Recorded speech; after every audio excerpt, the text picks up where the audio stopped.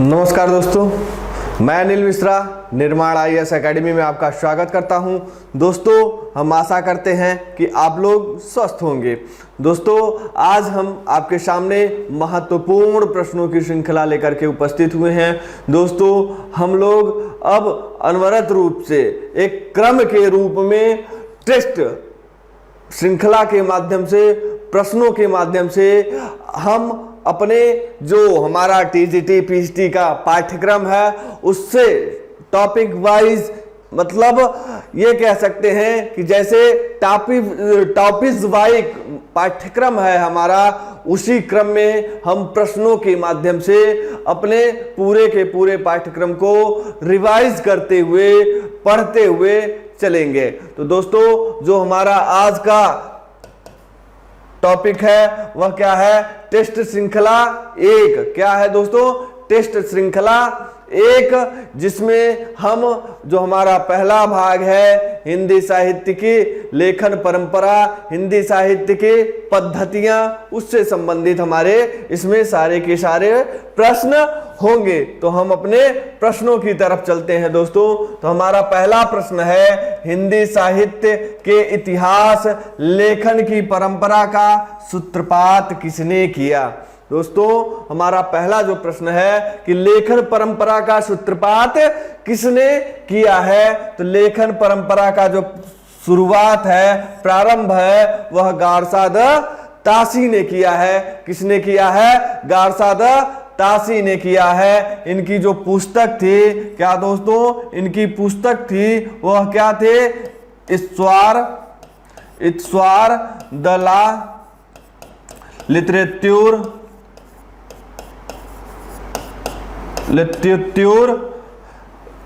इस्वार the ला लिटरेच्योर हिंदुस्तानी इनके पुस्तक थी, जिसके माध्यम से इन्होंने हिंदी साहित्य लेखन की परंपरा का शुरुआत किया था। और इन्होंने अपने इस ग्रंथ को किस पद्धति में? वर्णानुक्रमी पद्धति में इसका जो है लेखन किया था। तो दोस्तों, आगे के क्रम में हम अगले प्रश्न की तरफ बढ़ते हैं। हमारा दूसरा जो प्रश्न है दोस्तों, हिंदी साहित्य के इतिहास लेखन का प्रथम, जो हिंदी साहित्य की लेखन परंपरा का प्रथम ग्रंथ था, उसकी भाषा क्या थी? वह यह प्रश्न में पूछ रहा है कि हिंदी साहित्य के इतिहास लेखन का सर्वप्रथम किस भाषा में हुआ था? तो विकल्प हमारे चार हैं दोस्तों, अंग्रेजी, फ्रेंच, जर्मनी, उर्दू। तो दोस्तों, इस जो गारसाद तासी की प्रथम पुस्तक, प्रथम ग्रंथ था इस्वार द ला लिटरेच्योर हिंदुस्तानी, इसकी जो भाषा थी वह भाषा कौन सी थी दोस्तों? वह फ्रेंच भाषा थी। कौन से? फ्रेंच भाषा थी। कौन से? फ्रेंच भाषा थी। तो हमारा इसका उत्तर क्या सही हो जाएगा? इसका बी वाला उत्तर सही हो जाता है। तो दूसरे प्रश्न का दूसरा उत्तर सही है। अब अगले प्रश्न की तरफ चलते हैं। तो हमारा जो अगला प्रश्न है तीसरा, कि काल क्रमानुसार लिखा गया, काल क्रमानुसार लिखा गया हिंदी साहित्य का प्रथम इतिहास ग्रंथ। दोस्तों, केवल और केवल जो हमारा पहला प्रश्न था वही है, केवल इसकी भाषा बदली हुई है। क्या बदली हुई है? भाषा बदल गई है। उसमें प्रथम इतिहास ग्रंथ पूछ लिया था कि सर्वप्रथम प्रयास किस विद्वान ने किया था, और यहां आपसे क्या पूछ रहा है कि काल क्रमानुसार हिंदी जो सर्वप्रथम प्रयास गारसाद तासी ने किया था। तो वो अपनी पुस्तक के माध्यम से, तो उनकी जो पुस्तक थी वह क्या थी? इस्वार द ला लिटरेच्योर हिंदुस्तानी। इस पुस्तक के माध्यम से इन्होंने प्रथम ग्रंथ लिखा था। आगे के क्रम में बढ़ते हैं। तो जो हमारा चौथा प्रश्न है दोस्तों, वह चौथा प्रश्न क्या है? चौथा प्रश्न है कि हिंदी साहित्य का पहला इतिहास लिखा गया था। दोस्तों इसमें हिंदी साहित्य के प्रथम जो इतिहास ग्रंथ लिखा गया था उसकी भाषा पूछ रहा है। क्या पूछ रहा है? उसकी भाषा पूछ रहा है। तो पिछले प्रश्नों में हम लोगों ने चर्चा किया कि जो गारसा दत्तासी की पहली पुस्तक थी, जो ग्रंथ था, उसकी भाषा क्या थी? तो उसकी भाषा क्या थी दोस्त? फ्रेंच भाषा थी। क्या थे? फ्रेंच भाषा में उन्होंने इस ग्रंथ की रचना की थी। अगले प्रश्न की तरफ बढ़ते हैं। तो जो अगला प्रश्न है वह क्या है कि हिंदी साहित्य का प्रथम व्याकरण किसने लिखा? दोस्तों यह भी महत्वपूर्ण प्रश्न है कि हिंदी साहित्य का व्याकरण ग्रंथ प्रथम किसने लिखा था? तो हिंदी का प्रथम व्याकरण ग्रंथ लिखने वाले विद्वान Josua Ketelaar, Kishoridas Vajpeyi, George Grierson, Kamta Prasad Guru. 4 विकल्प आपके सामने हैं। आपको इसमें से बताना है कि हिंदी का प्रथम व्याकरण लिखने वाले विद्वान थे। तो हिंदी में प्रथम व्याकरण ग्रंथ लिखने वाले विद्वान में जयसुआ केटलर। क्या दोस्तों? जयसुआ केटलर। जयसुआ केटलर थे। कौन थे? जयसुआ केटलर थे। तो इसका उत्तर क्या हो जाएगा? जयसुआ केटलर। जयसुआ केटलर ये डच ईस्ट इंडिया के राजदूत के रूप में भारत में आए थे। उस समय जो समय था, उस समय ईस्ट इंडिया कंपनी हमारे देश में व्यापार करने के लिए यहां पर निर्मित की गई थी। तो उसी के वो जो डच ईस्ट इंडिया कंपनी थी, उसके राजदूत के रूप में जयसुआ केटलर भारत दौरे पर आए थे। उसी समय तकरीबन 10 से 15 के बीच में इन्होंने हिंदी प्रथम व्याकरण ग्रंथ का निर्माण किया था, जिसका नाम था हिंदी ग्रामर। हिंदी ग्रामर। उसका प्रकाशन वर्ष 1717 ईस्वी के समथिंग माना जाता है। तो इन्होंने हिंदी ग्रामर, जो हिंदी प्रथम ग्रामर ग्रंथ था, वो इस दृष्टि से इसकी रचना की थी जिससे कि वहां के अपने देश के व्यापारियों को आने में, आकर के यहां व्यापार करने में अब सुविधा न हो। हिंदी की सामान्य जानकारी को उन्हें देने के लिए, उन्हें प्राप्त होने के लिए क्या किया था? इन्होंने हिंदी का प्रथम व्याकरण ग्रंथ लिखा था। तो दोस्तों अगले प्रश्न की तरफ चलते हैं। जो हमारा अगला प्रश्न है कि हिंदी साहित्य के इतिहास को व्यवस्थित रूप देने का श्रेय किसको है? तो हिंदी साहित्य में व्यवस्थित रूप देने का श्रेय किसको दिया जाता है? तो शिव सिंह सेंगर, आचार्य रामचंद्र शुक्ल, जॉर्ज ग्रियर्सन, मिश्र बंधु, विनोद। कौन कौन? शिव सिंह सेंगर, आचार्य रामचंद्र शुक्ल, जॉर्ज ग्रियर्सन, मिश्र बंधु, विनोद। 4 विकल्प आपके सामने हैं। उनमें से आपको बताना है किसका कौन सा उत्तर सही होगा। तो इनमें सबसे जो प्रमुख उत्तर है दोस्तों वह क्या है? आचार्य रामचंद्र शुक्ल। तो हिंदी साहित्य को व्यवस्थित रूप देने का जो सुव्यवस्थित रूप होता है वह आचार्य रामचंद्र शुक्ल ने अपने इतिहास ग्रंथ हिंदी साहित्य का इतिहास में 4 कालखंडों में समग्र साहित्य को विभाजित करके हिंदी साहित्य को एक व्यवस्थित रूप एवं ढांचा तैयार किया। तो दोस्तों अगले प्रश्न की तरफ हम लोग बढ़ते हैं। तो हमारा जो अगला प्रश्न है वह क्या है कि आचार्य रामचंद्र शुक्ल द्वारा रचित हिंदी साहित्य के इतिहास का प्रकाशन वर्ष। क्या दोस्तों? प्रकाशन वर्ष पूछा है। तो हिंदी साहित्य के इतिहास का प्रकाशन वर्ष जो है 1929 ईस्वी में। किसमें दोस्तों?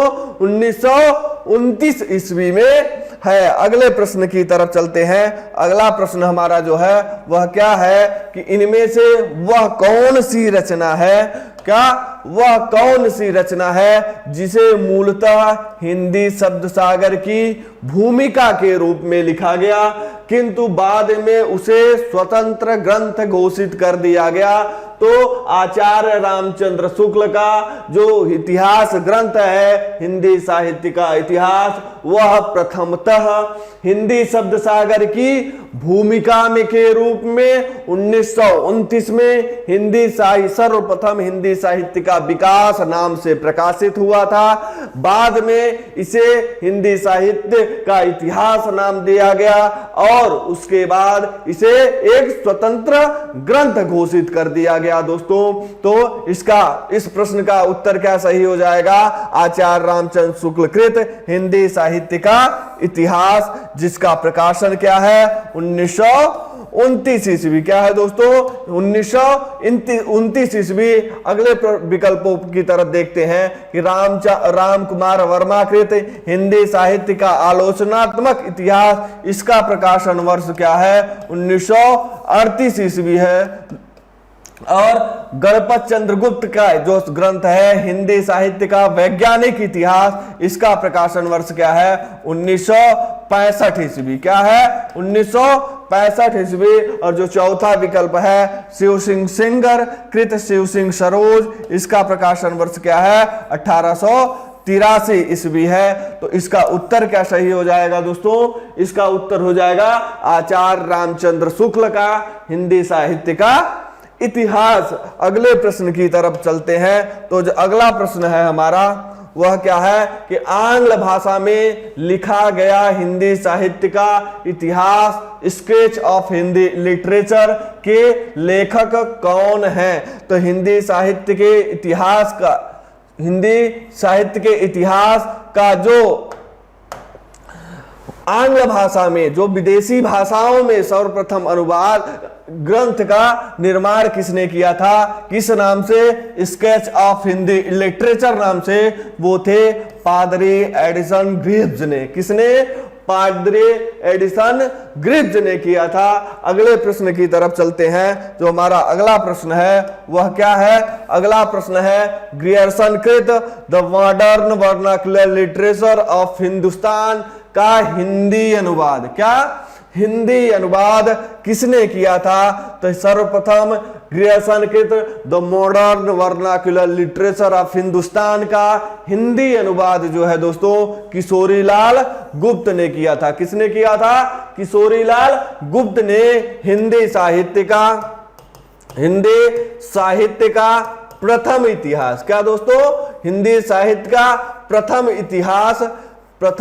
इतिहास नाम से इन्होंने हिंदी साहित्य का अनुवाद किया था। किसके? ग्रियर्सन की पुस्तक the modern vernacular literature of Hindustan का अनुवाद इन्होंने किया था। डॉक्टर लक्ष्मी सागर वासड़े ने गारसाद तासी की पुस्तक इस्तवार दलाल तित्तूर हिंदुस्तानी का हिंदी में अनुवाद डॉक्टर लक्ष्मी सागर वासड़े ने किया था। किसने किया था दोस्तों? लक्ष्मी सागर वासड़े ने किया था। तो इस प्रश्न का उत्तर ए वाला सही हो जाएगा। अगले प्रश्न की तरफ चलते हैं। अगला जो प्रश्न है वह क्या है? किशोरीलाल गुप्त ने इनमें से किस ग्रंथ का हिंदी अनुवाद, हिंदी साहित्य का प्रथम इतिहास? हमने अभी अगले प्रश्न में चर्चा किया कि हिंदी साहित्य का प्रथम इतिहास डॉक्टर किशोरीलाल गुप्त ने किस ग्रंथ का अनुवाद हिंदी में किया था? तो जॉर्ज ग्रियर्सन के हिंदी साहित्य के इतिहास जो ग्रंथ था, क्या नाम था दोस्तों? The modern vernacular literature of Hindustan. क्या? The modern vernacular literature of Hindustan. इस ग्रंथ का हिंदी अनुवाद हिंदी साहित्य का प्रथम इतिहास नाम से किया था। तो इस प्रश्न का उत्तर क्या सही हो जाएगा दोस्तों? बी सही हो जाएगा। 11 का बी सही हो जाएगा। अगले प्रश्न की तरफ चलते हैं। अगला जो प्रश्न है वह क्या है? किस लेखक के इतिहास ग्रंथ में सर्वप्रथम हिंदी साहित्य का काल विभाजन मिलता है? तो दोस्तों हिंदी साहित्य के इतिहास का सर्वप्रथम काल विभाजन एवं नामकरण का जो प्रयास किया था वह किसने किया था? जॉर्ज ग्रियर्सन ने। किसने किया था? जॉर्ज ग्रियर्सन ने। तो इस प्रश्न का उत्तर क्या सही हो जाएगा? डी सही हो जाएगा। जॉर्ज ग्रियर्सन ने अपनी पुस्तक the modern vernacular literature of Hindustan में हिंदी साहित्य को 11 कालखंडों में विभाजित किया था। कितने? 11 काल खंडों में इसका विभाजित किया था। उसके बाद इन्होंने इसी में हिंदी साहित्य के जो काल है भक्ति काल, उसको स्वर्ण युग की उपमा से सुशोभित किया था। तो दोस्तों अगले प्रश्न की तरफ चलते हैं। अगला हमारा जो प्रश्न है, किस साहित्य इतिहास के लेखक ने काल विभाजन में कवियों के नाम का सर्वाधिक उपयोग किया है? प्रश्न क्या है कि किस लेखक ने काल विभाजन में कवियों के नाम का सर्वाधिक उपयोग किया है? तो दोस्तों मिश्रबंधु, ग्रियर्सन, हरिऔध, श्याम सुंदर दास, 4 विकल्प दिए गए हैं। तो इसमें इसका उत्तर क्या सही हो जाएगा दोस्तों? मिश्रबंधु। मिश्रबंधुओं ने मिश्रबंधु विनोद नामक, कौन? मिश्रबंधु विनोद। मिश्रबंधु विनोद नामक ग्रंथ लिखा कब? 1883 ईस्वी में। 1883 ईस्वी में मिश्रबंधु विनोद नामक ग्रंथ लिखा, जिसमें दोस्तों कितना? 5000 कवियों का, कितना? 5000 कवियों का वर्णन इन्होंने किया है। तो इसलिए दोस्तों मिश्रबंधु जो विनोद ग्रंथ है मिश्रबंधुओं का, इसमें सर्वाधिक कवियों का वर्णन मिलता है। तो सबसे ज्यादा मिश्रबंधुओं ने हिंदी साहित्य के इतिहास ग्रंथ मिश्रबंधु विनोद में 5000 कवियों का वर्णन मिलता है। तो इसका उत्तर क्या सही हो जाएगा दोस्तों? ये वाला इसका उत्तर सही हो जाएगा। तो अगले प्रश्न की तरफ चलते हैं। अगला जो प्रश्न है वह क्या है? मिश्रबंधु विनोद नामक हिंदी साहित्य के इतिहास लेखकों के नाम हैं। दोस्तों एक प्रश्न यहां से भी पूछा जाता है कि मिश्रबंधुओं में कौन कौन से लेखक आते हैं, कौन कौन से लोग शामिल हैं? तो मिश्रबंधुओं में गणेश बिहारी मिश्र, सुखदेव बिहारी मिश्र और श्याम बिहारी मिश्र आते हैं। तो हम विकल्प की तरफ चलते हैं। तो हमारा विकल्प पहला है श्याम बिहारी मिश्र, सुखदेव बिहारी मिश्र और राम बिहारी मिश्र, जो कि गलत है। दूसरे विकल्प की तरफ चलते हैं। गणेश बिहारी मिश्र, श्याम बिहारी मिश्र और सुखदेव बिहारी मिश्र। तो हमारा उत्तर क्या सही हो जाएगा? बी वाला सही हो जाता है। दोस्तों अगले प्रश्न की तरफ चलते हैं। जो अगला प्रश्न है वह क्या है दोस्तों? अगला जो प्रश्न है हमारा, मिश्रबंधु विनोद का चौथा भाग कब प्रकाशित हुआ है? क्या दोस्तों? मिश्रबंधु विनोद का चौथा भाग कब प्रकाशित हुआ है? तो मिश्रबंधु विनोद जो है वह 4 भागों में विभाजित हुआ था और प्रथम 3 भाग का प्रकाशन दोस्तों, प्रथम 3 भाग का प्रकाशन जो है वह 1913 ईस्वी में, क्या दोस्तों? 1913 ईस्वी में हुआ था। और जो चौथा भाग था, क्या चौथा भाग था, उसका प्रकाशन वर्ष 1934 ईस्वी में हुआ है। कब? 1934 ईस्वी में हुआ है। तो थोड़ा दोस्तों शायद मैं अगले प्रश्न में मिश्रबंधु विनोद का समय है 1883 बता दिया था। 1883 वह मिश्रबंधु का समय न हो करके क्या शिव सिंह सरोज का, क्या दोस्तों? शिव सिंह सरोज जो पुस्तक थे शिव सिंह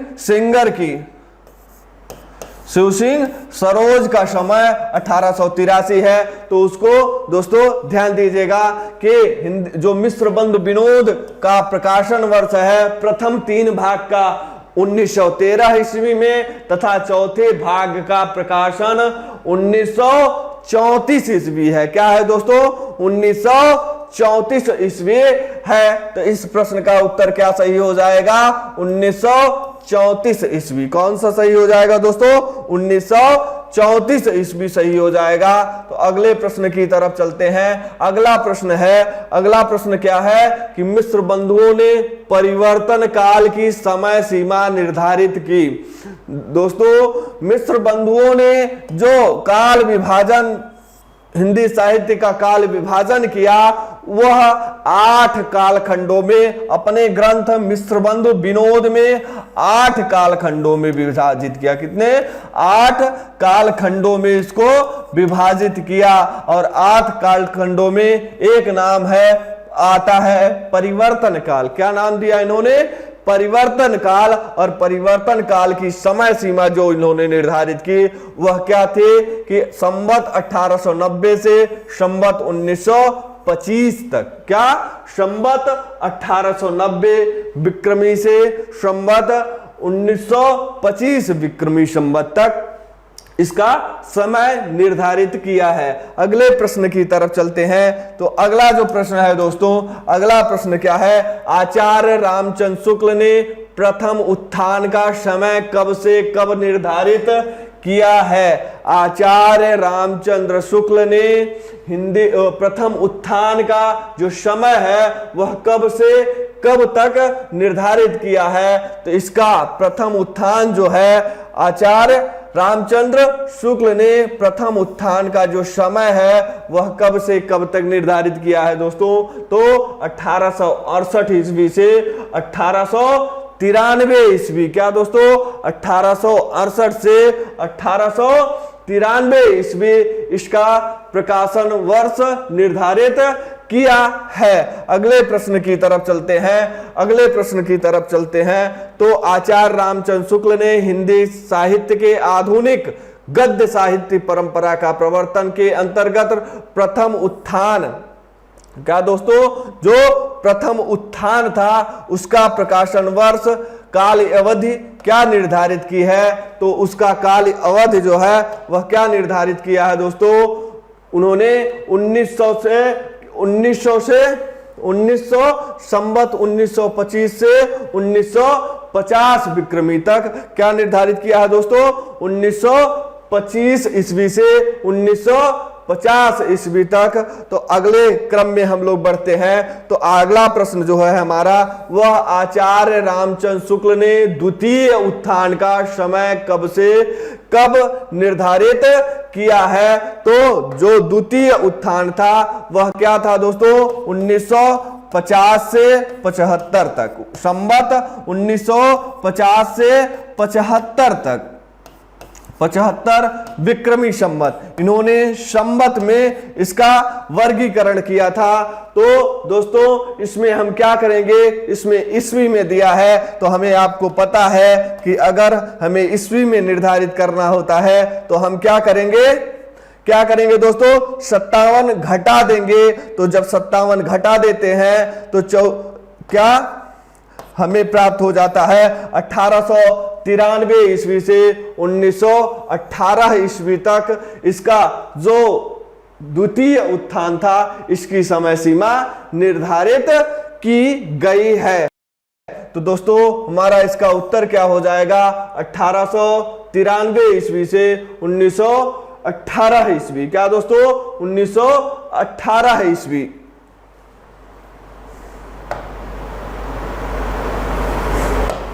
अगले प्रश्न की तरफ चलते हैं। तो अगला जो हमारा प्रश्न है दोस्तों, क्या अगला प्रश्न है हमारा, नागरी प्रचारणी सभा की स्थापना कब हुई? नागरी प्रचारणी सभा की स्थापना कब हुई है? तो नागरी प्रचारणी सभा की स्थापना 1893 ईस्वी में हुई दोस्तों। कब हुई है? 1893 ईस्वी में है। तो इसका उत्तर क्या हो जाएगा? डी वाला इसका उत्तर सही हो जाएगा। अगले प्रश्न की तरफ चलते हैं। हिंदी शब्द सागर का प्रकाशन किस संस्था ने किया था?